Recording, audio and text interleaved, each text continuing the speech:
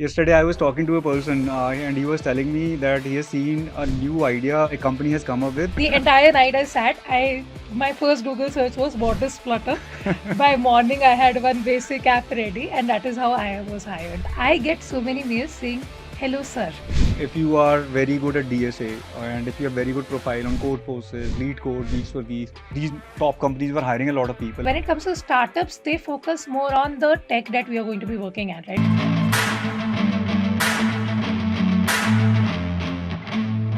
Hi everyone, welcome to another podcast. So today I have a very special guest, Keerti Purswani, and many of you must have watched her videos, her DSA videos and her design videos. So welcome Keerti. How are Thank you you? so much. Thank you so much for having me. Really excited about this. Really happy to meet you finally because you're awesome. You have been doing amazing work. All right, Keerti, and same to you also. I mean, I went through your videos, and there was this one particular video where you were explaining object-oriented programming concepts to your papa. I really liked that concept. How did you come up with this idea? So actually, I started my YouTube channel when I was at home, and I was started to be known for teaching in very simple terms. So everyone was like, "This seems like a very hard topic." I was like, "Wait." So first I taught some DP, like what is DP to my father, and everyone was like, "Oh, DP can be so easy." Then I was like, "Wait, let me make everything very easy." Then I taught OOPS also to my father. Then everyone was like, "Oh, she teaches well." So it was just like I wanted to experiment with different kinds of content. So I did He that. understood. Yeah, he understood. And like now also whenever I post any videos, he'll always watch. He will try to follow and then he'll go like, ha, I understood that one concept inside. I'm like, nice. And he has any tech background or like? No, nothing. Okay, Nothing. great. So, Kirti, I gave interviews in 2007 when I was in Mhm. IIT Roorkee, and I appeared almost all the tech giants in on campus in IIT Roorkee. If not me, my friends had appeared, and I had a very good idea like how interviews happen. And from 2007 to 2024, one thing which has been very common is DSA. But a lot of things have changed over the years in terms of interviews and processes. And you appeared in 2020, which is very recent. So I would like to know your thoughts on the change in the interview process, change in the hiring, what changed by 2020, and what do you think has changed recently? Right. So other than the tech, one thing that has really changed is the competition, right? Even from 2020 to 2024, if you see in 2020, like from the freshers, you wouldn't expect LLD or HLD. Now I see LLD is expected from freshers. Even some companies are asking HLD also from freshers. So the competition has increased, so level of expectation has increased. What used to be expected at SD2 level, now they're expecting ki SD1 should know. What was expected at SD1, now intern should know, right? So I think the competition has increased a lot, which is really a big thing, right? I don't think very hard topics like graphs or DP was asked so much earlier, but then when I interviewed, I saw that now the level has gone up, and I think the level is just increasing. Now people are expected to know Git, GitHub, basics of AWS, all of these things before they join any company. Basically, be corporate ready, right? Completely. And you have cracked so many interviews. You cracked Amazon, Atlassian, Microsoft, Intuit. So Uber also. What interview process you found most interesting or most challenging, and how were these processes like for you? So each company has its own process. If you search enough about a company, you already know that okay, this company is asked more questions related to this. Like for example, I had appeared for Samsung when I was in college, and I remember they used to ask a lot of graph questions, right? Like BFS, DFS, they will ask a lot. So every company has a type. Like for example, for Google, even if the question levels are not very high, the expectation of you should be able to handle all the edge cases. You should be able to ask questions. You should be able to talk about anything and everything. Like from the starting to the end, you should be asking, you should be following all the steps, and you should be cross questioning. Like you should not miss anything, you should not take any hints. That is the expectation. In Uber, I found that the level of the questions was harder, but they were very chill. They were very understanding and they were okay with giving hints, but the level of questions was good. In Atlassian, I saw that they combine DSA with the things that you are going to work in. Like for front end people, they ask a lot of JavaScript, and for back end folks like for me, they had combined DSA with LLD. So I think every company has its own way of interviewing, which is very common. And if you want to target a particular company, you can read about it and go. That's the thing about interview process. If you see IIT-G exam or UPSC exam, there is a fixed syllabus, there's a fixed time. In interviews, if any person is expecting ki I'll get some fixed set of questions or fixed set of syllabus, it's not like that. I mean, this is unlimited. Every company is different. Every interview is different. Every process is different. Right. So that is something everybody has to be ready with. Yesterday, I was talking to a person, and he was telling me that he has seen a new idea a company has come up with, where they ask people to selected people to come to office, work there for some days, and then they select which one to hire. So, have you seen any such interesting process in hiring, your hiring or other hiring? So after my first company, what I did was I left my first company to join for a startup, and this startup was owned by one of my mentors in the first company. So how I was hired was ki they gave me an app, and it was supposed to be developed in Flutter. I had never heard of Flutter before that day, and they said tomorrow morning you give me the app. Okay. The entire night I sat. I My first Google search was what is Flutter. By morning I had one basic app ready, and that is how I was hired. For Intuit, I was hired because I participated in a hackathon. I won the hackathon, and then they called me for the interview. So I think there are various experiences like this, but when it comes to startups, they focus more on the tech that we are going to be working at, right? Because they can't afford ki you're going to hire people and then they're going to train you for the tech that you're going to be working on. So I think that is the major difference, that the smaller the company, the more they want that you should be able to come and contribute Start working. as soon as possible. Even I remember when I joined each one company, the salary was very good, and for a month I was feeling like these guys are paying me too much, and they're training me also, and I'm not Correct. doing anything. I mean, what is this like? Right, right. And now when we hire tech people or developers, we want them to be ready because we don't have that budget to train Right, them and all right. that in the initial days. We want Correct. them to be ready with some projects and Correct. everything. So that's a change for sure. I And mean, that's like because the competition is there, you would obviously hire someone who is prepared already, right? So, right, and the demand supply is also correct. now coming to the same demand and supply. Recently, I mean, in the COVID time, there was a big hype, and everybody was getting a job. Even for us as a company, it was difficult to survive because our software employees were getting a lot of offers. Some of them we could retain with higher salary. Some of them even left because we couldn't afford them. Things have changed recently, and people are really struggling, especially the freshers. So, what are your suggestions for the college students who are coming out of the college to be in the top 1% and to crack those interviews? And one thing that I notice is all of them want to go to Mang companies. So, what are your thoughts about this? Okay, let's just start with the man companies part. But my question to them is that if you start working with Google now itself, what do you think? Like in your 30 years of career, so are you planning to stay with one company for 30 years? Or, okay, FAANG, or Mang, you want to work for only two, three companies in your entire career. In fact, according to me, working in a startup, you get a lot more exposure. The kind of work that you do is just amazing. I suggest all freshers that at least once try working in a startup, because the amount of work that you will get, the amount of ownership that you will get, you might not be able to get that much in Mang because there are a lot more processes, right? You will get to learn, but there will be different kind of learning. I really suggest that everyone should definitely experience working in a startup once. So both the things are very important to experience once in your career.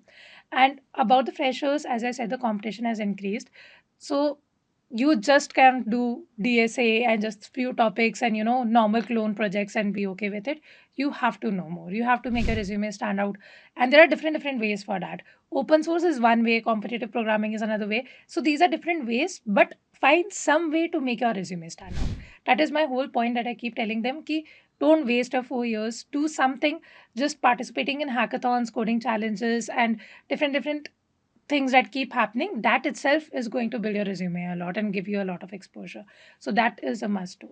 And one thing I always suggest to the students personally is what happens with students is they apply to 10 companies, they don't get any interview call, and they feel like I am not Give good. up. They give up basically.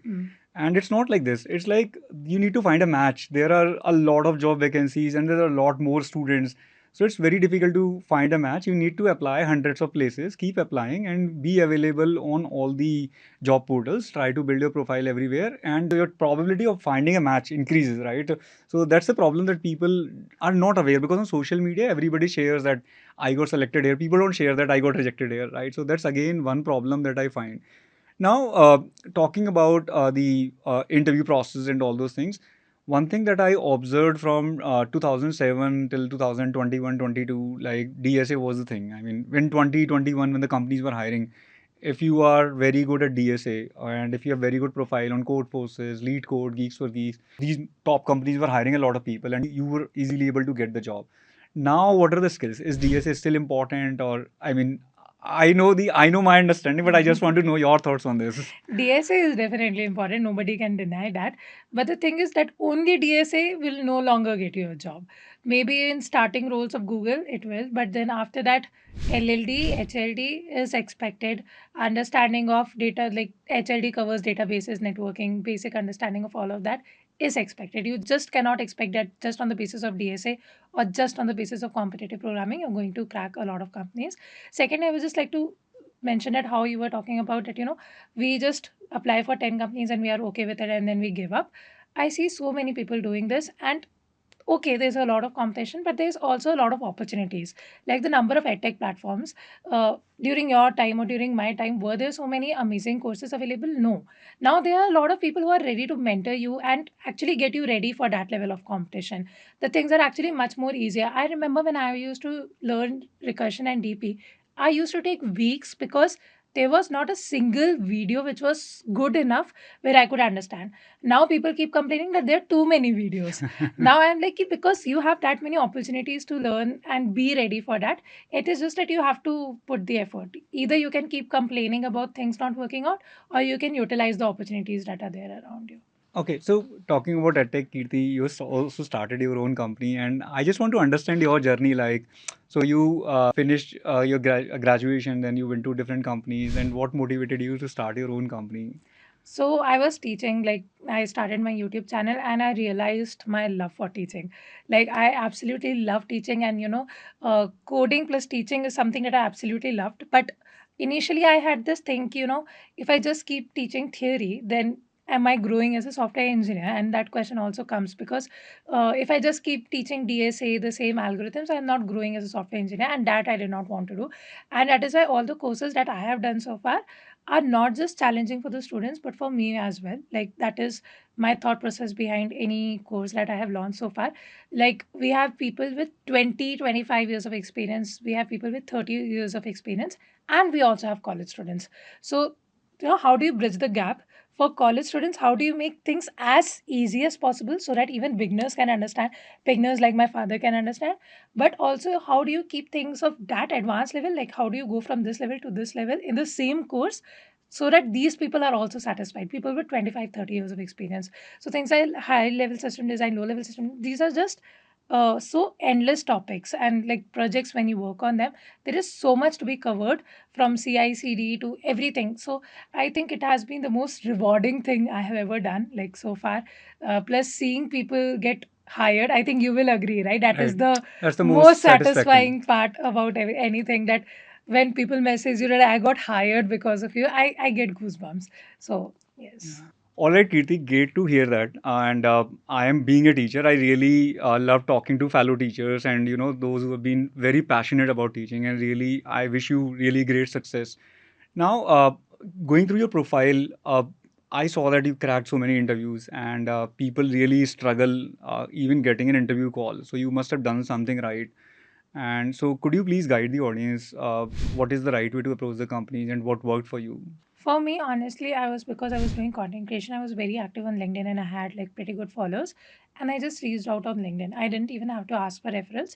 So that is one thing. If you're very active and you can give some proof that you are actually good at your work, because I was teaching and I was active on LinkedIn and people were commenting, I think the HRs just knew that I am good at what I do. But if even if you're not a content creator, if you're just active on LinkedIn, if you keep posting your updates about what work you have done or what you have been doing, I see that people do get calls. If not that, ask for referrals. And there, I can talk about this for hours and hours, that how to ask referral properly, because I get so many mails saying hello sir, and I am like, if you don't even put the effort of just checking if I'm a ma'am or a sir, then how do you expect that I'm going to refer you, right? The basic They thing that, copy paste yes, actually. exactly. And basic things like they will copy paste from chat gpt and they will forget that the background of chat gpt is there. I can see that it has been so shabbily pasted. You are not even telling what post you want to get hired for. If you actually make the effort, you can be hired. It is just about patience and the right mindset that I can do this. So the first job, I think getting the first call is a bit harder, the first job. But after that, switching is always easier because you have projects to show, you have some work experience to show. Then I think it is comparatively easier to switch jobs. So talking about first job, I mean, my team did some research about you, and they found out that you were electrical engineer, right? So how did you get the first job in programming? How difficult it was for you? So, interestingly, at NIT, I wasn't even aware that, we could sit for CS companies, even though I was an electrical student. I think, for the first couple of years or 3 years of my college, I was trying to love electrical engineering and I just couldn't. It was just not my thing. I think everyone has this calling, right? And when I started basic DS and when I was like, okay, let's just see, when I found out that, okay, we can sit for CS companies, I realized that for the first time, I have found something which I genuinely like and which could pay me well. And I was like, "Yeah, I'm not sitting for any other companies. All my friends were placed in companies like ZS, Deloitte, and I could have cracked those, basically management side. I could have gone over there, but I did not even sit for those companies. And that took a lot of perseverance because most of my friends were hired and I was hired very late. And people knew, now I don't know if I'm going to get that much salary or not. I was like, fine. I started from a very basic 6 LPA.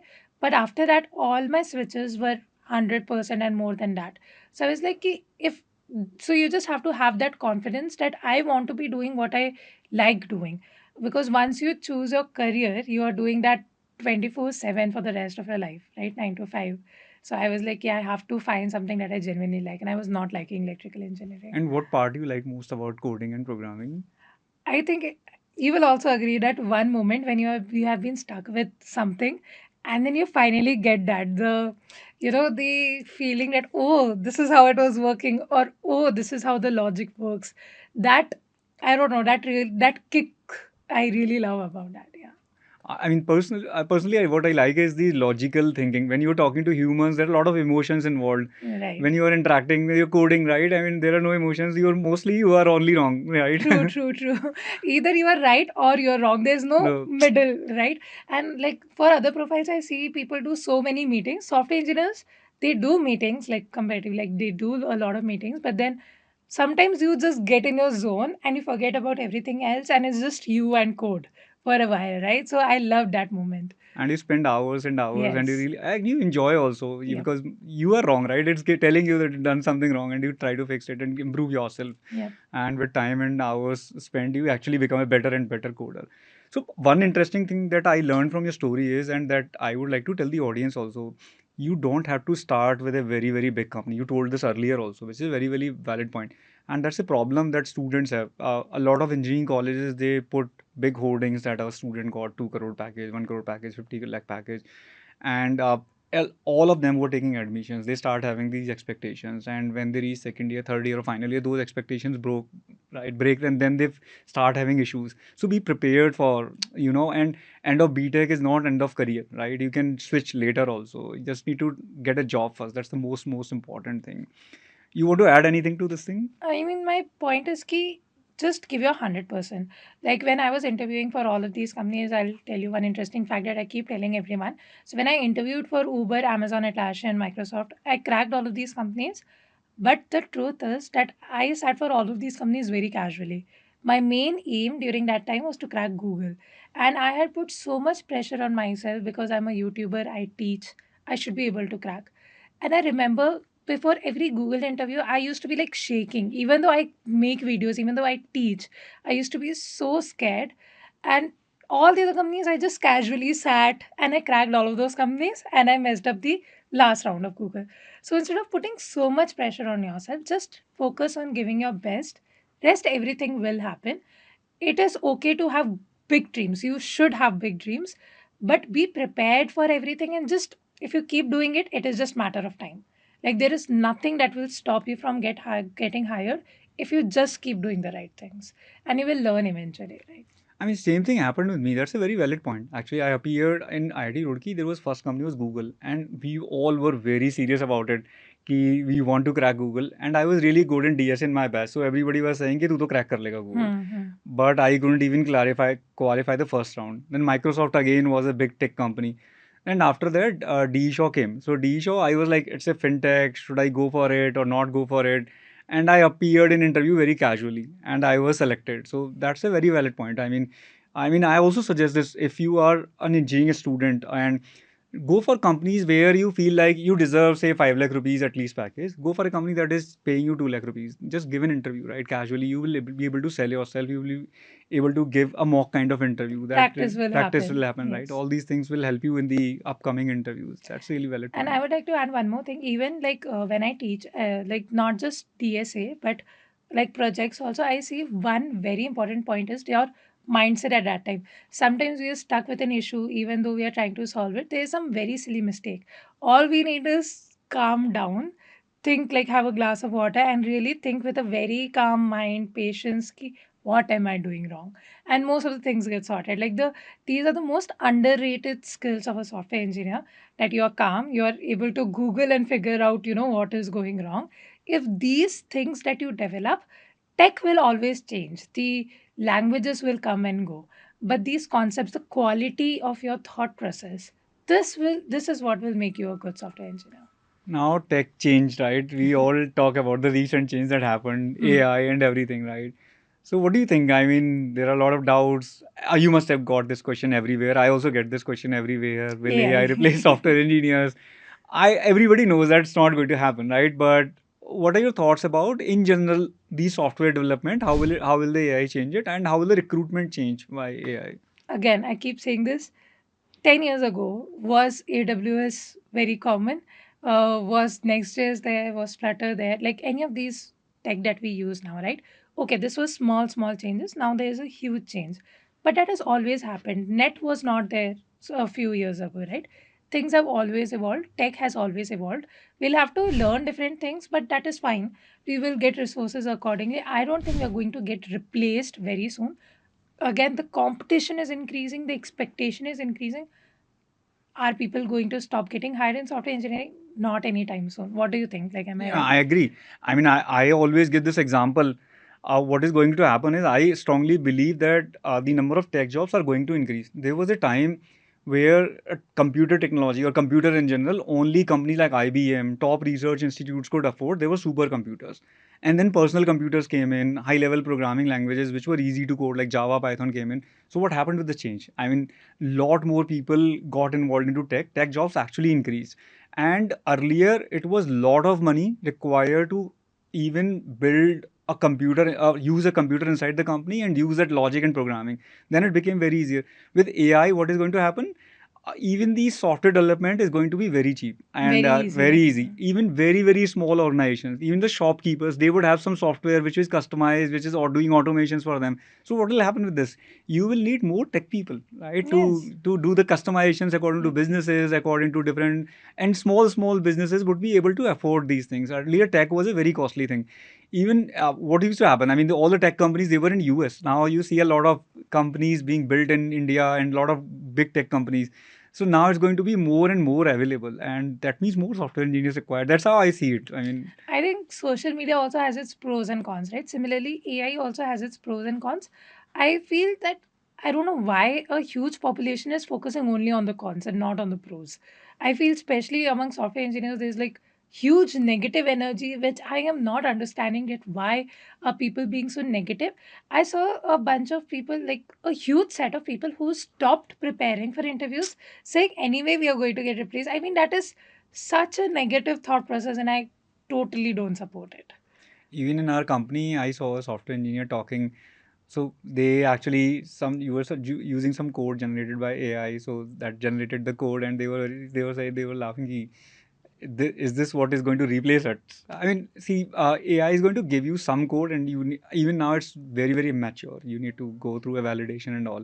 But don't think of it as an enemy. Think of it as a resource, something, Right. an intern for you. That is Correct. always available, and you can ask any question, generate get any code generated by it. Exactly. All right, Kirti. So I saw that you asked your audience what social media they prefer for tech content. So what you prefer? I mean, as a tech person. Okay, for people who say Insta, I find it very stupid because among 500 reels, if you're watching one reel where a guy is writing, someone is writing like 5, 6 lines of code, that is not learning coding, according to me. YouTube is a very good source. If you like watching videos, it is amazing. But I would prefer, really dedicated platforms where you are not really getting distracted by recommendations or anything around. So that is why I think why our courses are also doing well, right? Because people do realize the importance of it, because when someone is enrolled with me, they are just enrolled with me. They are not getting distracted in any other way. We also give a push. In fact, I don't know if you feel this, but honestly, when I conduct interviews, I feel that this would be something that I would actually pay for, because the kind of motivation that we provide, the kind of push that we provide, the kind of content that we provide, I feel with the excess amount of data that has come in, a lot of people have been very very overwhelmed by so much data is there now, where to study from, what to study from. Now there's a need for more structured content, more exact roadmap, that do this, then do this, then do this, don't waste time exploring too much. Know exactly that if you do this it is good, then you can read more, or you can learn more about it. So I think that is how things should work. YouTube, I feel, is great if you want free content. Otherwise, dedicated platforms like In GLG, YouTube, you get Educosys. distracted there because of recommendations Yes, and all those exactly. things. That's why I think the courses thing help Yeah, you, right? You get yeah, organized content, you get support, and all those things. yes. Now, I visit a lot of colleges, and a lot of students ask me this question: how much CGPA matter? How much branch matter? And uh, does college name matter these days, or is it only the skills? And one more question is, if I don't get a job through college, then how do I apply off campus? So I would like you to cover these points. Okay, so whenever students think like this, my answer to them is keep think from the perspective of an HR. Suppose you are an HR in a big company and you get like suppose 10,000, 20,000 applications for one particular role. How would you filter out people? You would obviously like take help of some script or something to first filter out from like say some thousands of people to say some 100 people, and after that you will do manual that okay HR will see who is a best fit and all, right? Now, to get through that filtering, some things will matter. Like, obviously, it will be wrong to say that, good college is not going to give you one extra edge. It is going to give you an extra edge. Good college, good CGPA, it is going to help you with that filtering. It is going to help you get that opportunity. But does that mean that tier 3 people cannot get hired or non CIS people can't get hired? No. It just means that you need to work harder to make your resume stand out in some other way. Now, what other ways are there? There are coding challenges, there are hackathons, there are open source contributions, there's competitive programming. Basically, anything on your resume that can prove that you are better than the other thousands of applications that have come. And when you start thinking from the HR perspective, if you get like 10 resumes, just 10 resumes, and you have to hire one, you have to filter out people, right? You can't interview all of them. So how are you going to filter out? Just on the basis of who probably has worked on more projects, who has written something that proves that yeah this guy might be better, right? So that is the thought process that you can go ahead with. If you are from a good college, if you are from a good CGPA, even then it is not necessary that you will be able to crack the interviews and you will get the job for sure. But even if you are not from a good college, even if you don't have a good CGPA, even if you are from other branch, you can still do really well by just adding more things to your resume. So it has to be a combination of things. It is never just one thing. It is always a combination of those things accumulating together. All right. And the way I see it, in 2004, when I did my BTech was from a tier 3 college. And after that, I applied to a lot of companies. And 2004, college name used to matter a lot. And there were no online hiring challenges, coding challenges. And everything was like you apply and you get a call if you're selected. And CGPA, college name, branch was very, very important at that time. And over the years, I've seen the shift from 2004 to 2024, that this is shifting toward these skills. I mean, although it's not reached the perfection, it's still there are companies who would prefer a good college name. They go to campuses. They would prefer good CGPA. They would prefer computer science branch. But slowly, it's going through an automation. DSA provided that automation to the companies that you don't have to look at the college, don't have to look at the CGPA. If you have proper plagiarism check, if you have proper camera access of the person's computer, you are able to figure out that it's the person who's genuinely doing it. Then there is an automated way to figure out. Then you don't need IIT degree, you don't need CGPA. You know who is a good coder. Correct. But with DSA also, there were some challenges. Like many times people just do a lot of problems, but they might not turn out to be a great software developer. I guess with time, AI is going to solve this also. With AI, you will be able to figure out who is the best candidate. Even if the person has solved 2000 coding problems and might not turn out to be a good asset for the company, AI will figure it out. So I see it going toward the skill direction. We are in the middle right now, where it's not perfectly skilled, not perfectly college, but we'll reach a place where we'll be purely skilled. So Yeah. I mean, you agree with that, and Yes, you, yes, yes, so I mean that's the change I've seen, and it's a very good change. I mean, yes. the way people go for IIT preparation, everybody fighting for it, everybody going for NEET preparation. I think they, in that young age, they should not be doing it. I mean, I spent 2 years in IIT preparation. I strongly feel they should be focusing on skills. And if this happens that no, I mean, whether you're from IIT, you're from private college, or a school student, if you are good at coding, you will get there, right? So then I that'll think change we a are lot of things. going in the right direction because I do see a lot of people who from the school itself are doing really well, a lot of college dropouts as well. I have interns from colleges who are really doing well already. PPO conversions are there. I think we are going in the right Right. direction. I mean, I on this channel also myself, my channel only, I did interview some people who were like 14 years old.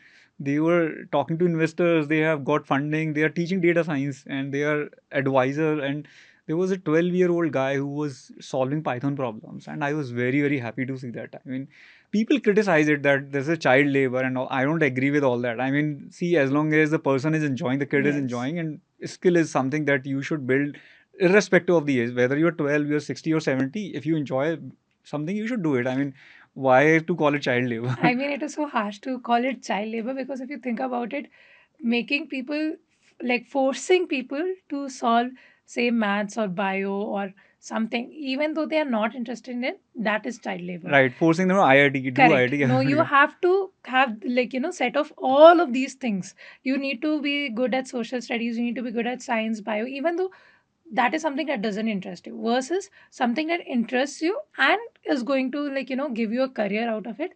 I think the first one is the child labor. Right. I mean, and all these kids that I talked to, their parents supported them very much. I mean, they were supportive from day one, and they at 13, 14, 12, they're really doing good. I was so surprised to see this guy. I did a Ayush was his name, and I did a postcard. He was coming after a meeting with an investor, and he was like here, and he was talking about how to manage people, how to build the company at the age of 13. I was so good to see. All It's right, all Keerti, about the upbringing, I guess. upbringing, right? And it has changed over the time. I mean, see, you started your company at this age, and I mean, you research. I was at 28, 29. I was like, where Mhm. I was struggling with the job, and also things have changed actually. It's a good change. I mean, those changes are bound to happen. I mean, they should happen. All right, Kirti, any other suggestions, any concluding remarks for the audience who you can consider them as your student? Anything that you would like to mention that what they should do, what they should not do? One thing that I would really like all the students to truly believe that if you keep working hard, there's nothing that is going to stop you from getting hired, from achieving your dreams. It is okay to explore. It is okay to, feel like I don't know what I want right now. Just keep going. Just work on the projects, and you will eventually find out that what you're genuinely enjoying. And once you find that, no, don't stop working hard. Just keep going ahead, and it will happen. Like, it is not like it should happen today or tomorrow. It will happen. Just have that patience. Right. Well said, Kirti. I mean, patience is the key. That's what is missing. I mean, whenever I talk to even experienced people, they always say this generation doesn't have the patience. So they observe these things that people want quick results. That's the problem. Actually, you need to keep working on something, whether it is entrepreneurship, whether it is interview preparation, or whether they are software jobs. Don't expect results to come out in a month or two. I mean, it always takes a lot of time to reach Yeah. something really big. So that is all, Kirti. I really loved the passion that Kirti talks about teaching and data structures, algorithms, and interview preparation in general. So really loved this whole session, and keep following us and like, subscribe, and share this video. Thank you so much.